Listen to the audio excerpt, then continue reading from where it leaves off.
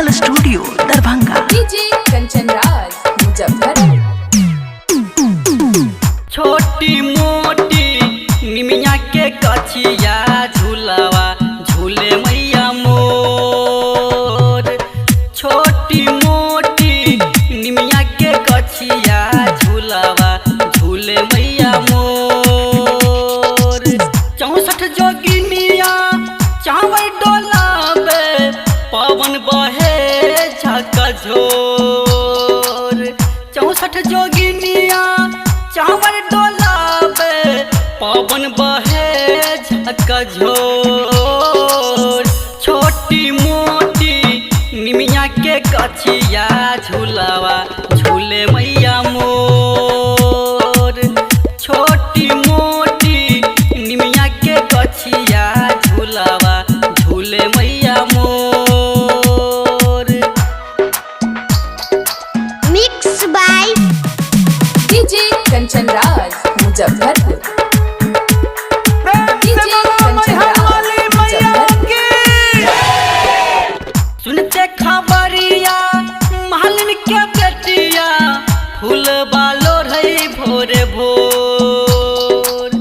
माँ के मनाबै खातिर भैया सोनर बा नथिया गढ़ई गोले गो।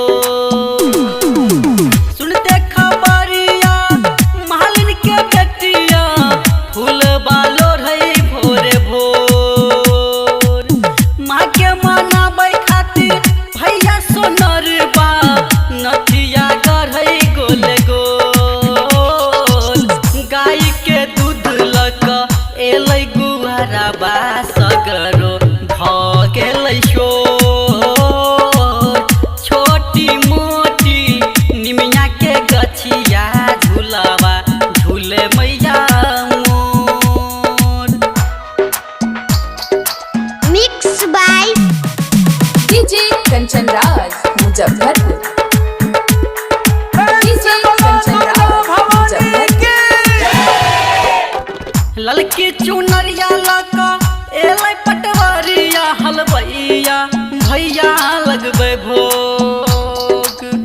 दियौ आशीष सबके दुख मिटबियो बाझिन के भरियो गो। ललकी चुनरिया लका एलै पटवरिया हलवैया भैया लगबै भोग। दियौ आशीष सबके दुख मिटाबियो बाझिन के भरियो गोद। धीरज भैया मैया लिखैया पचरा रचनावा गाबै कर जोर। छोटी मोटी निमिया के गछिया झूलावा झूले मैया मोर। छोटी मोटी निमिया के गछिया झूलावा झूले मैया मोर। छोटी मोटी निमिया के गछिया झूलावा झूले मैया मोर। 64 जोगिनिया चावल डोलावे पवन बहे झकझोर। 64 जोगिनिया चावल डोलावे पवन बहे झकझोर।